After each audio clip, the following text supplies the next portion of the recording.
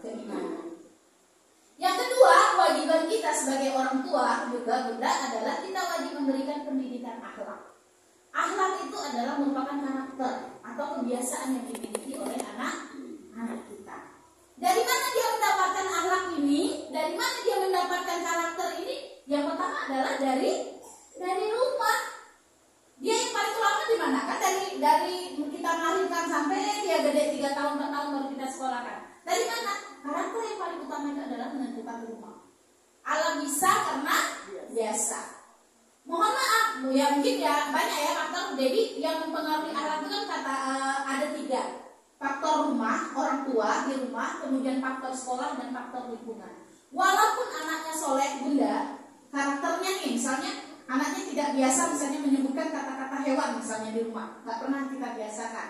Di sekolah juga sama, tapi kalau lingkungannya dari situ, lingkungan tempat tinggal kita di situ mengeluarkan biasa kata itu, maka mau tidak mau anak kita akan terpengaruh. Makanya kita juga harus selektif ketika kita memilih tempat tinggal anak-anak kita khususnya, karena cepat sekali. Jadi jangan heran gitu loh. Dan na'udzubillah min dzalik, mohon maaf, kadang banyak kata-kata yang kasar keluar dari mulut anak kita, dia dapatnya dari orang tua, bukan teman-teman, dari kita, dari bunda dan ayahnya. Mungkin ada yang lagi ribut sama suami, misalnya berantem di depan anak, hati-hati. Kalau berantem sama suami masuk kamar senyap aja gitu.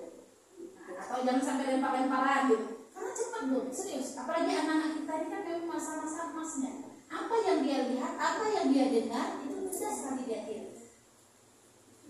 Kita tidak mengajarin aja ketika dia berinteraksi dengan teman-teman di luarnya aja, itu dia tiba-tiba ada kata baru. Contoh misalnya, kami di rumah itu misalnya sama Aisyah itu nggak biasa menggunakan misalnya kata aku. Ya misalnya, saya sini, misalnya adik sini gitu. Tiba-tiba suatu saat, aku mau nih, kaget kita, dari mana dapat? Oh ternyata nanti kita koreksi nih. Adek kok aku sih? Oh iya Cica misalnya. Ternyata dia dapat dari temannya. Dari mana temannya dapat? Ya mungkin dibiasa di lingkungan rumahnya, dibiasakan manggil aku. Betul nggak ya Bun? Jadi ini harus penting juga karena karakter akhlak. Karena akhlak ini akan melekat sampai anak itu dewasa. Jadi harus hati-hati kita terkait dengan penanaman akhlak. Karena sekali lagi, madrasah pertama, sekolah pertama bagi anak-anak kita itu adalah sekali lagi rumah kita. Kemudian yang ketiga, pendidikan fisik juga yang harus kita berikan. Bukan berarti disuruh push up, disuruh lari, tidak Bu. Karena kan al-mu'min, satu hadis dikatakan Allah itu mencintai atau menyukai seorang mukmin yang kuat daripada mukmin yang lemah. Kan kita tahu tuh misalnya kita ajak misalnya sesekali ajak jalan, ajak olahraga, ajak sepedaan, itu adalah untuk melatih fisik dia. Sama seperti kita mengajarkan puasa. Walaupun mungkin kalau untuk puasa anak kita mungkin kan ada istilah puasa setengah hari. Walaupun dalam syariat kita tidak ada yang namanya puasa setengah hari, tapi adalah untuk melatih fisik dia gitu kan. Bagaimana kira-kira bisa nggak gitu? Walaupun mungkin bertahan melengket seperti itu, tapi kalau memang pada akhirnya kayak gitu ya udahlah nak, sampai jam 12 makan. Itu adalah juga merupakan latihan fisik bagi anak-anak kita.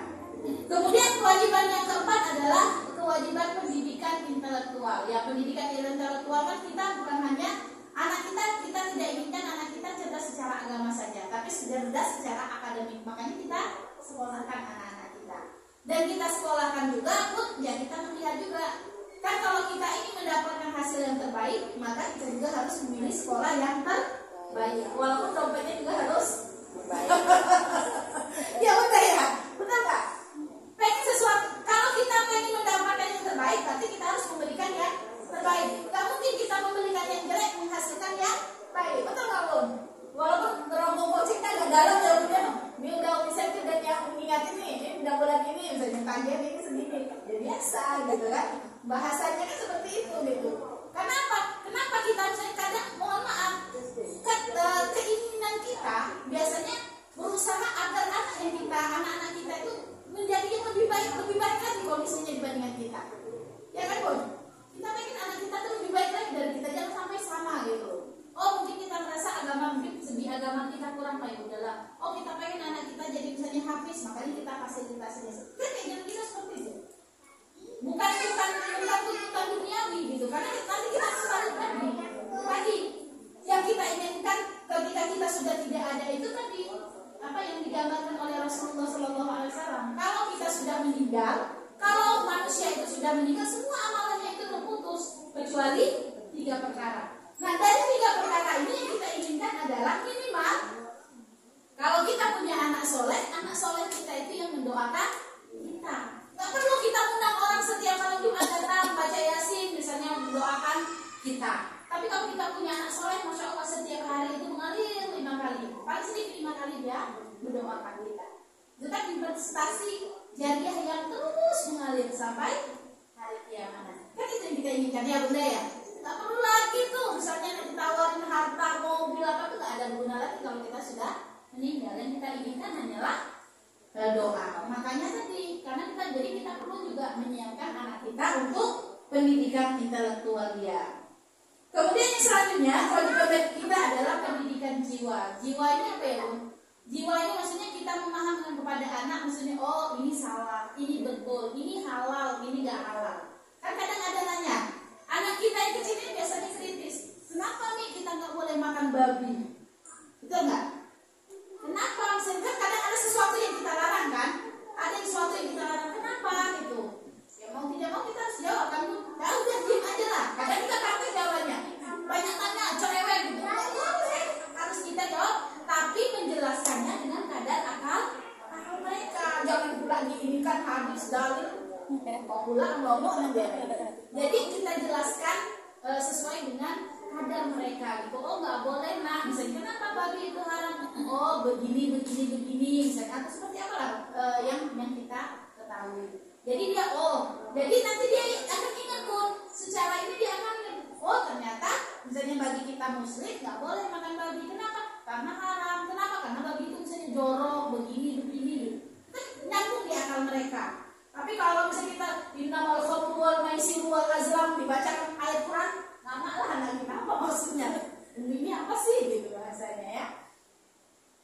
Kemudian pendidikan sosial juga. Pendidikan sosial kalau kita punya anak jangan dipendam aja di dalam rumah. Kenapa? Karena anak kita harus perlu berinteraksi. Ada di dalam hadis dikatakan orang yang berinteraksi dengan orang lain kemudian dia mendapatkan celaan siksaan itu lebih baik daripada seorang muslim yang tidak berinteraksi. Ya, gambaran seperti itu ya biasa. Jangan pula nanti anak-anak masa anak kita bersosial ini yang kesenggol lah, yang saling cubit lah, yang saling tumbuk ya biasa. Jangan pula nanti sampai anaknya bertumbuk, orang tuanya ikut bertumbuk pula.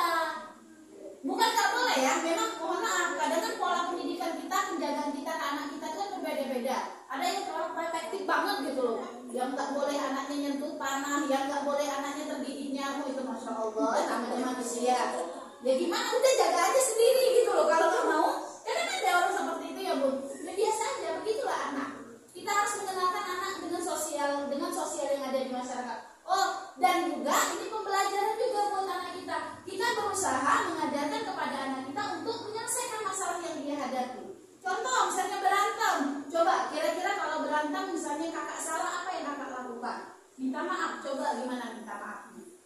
Kan seperti itu. Sebenarnya sudah kita terapkan semua sih bun, tapi terkadang kita lupa gitu. Karena ternyata itu dalam proses pendidikan. Lagunya banyak kok. Kalau berbuat salah bilang apa? Maaf, gitu kan?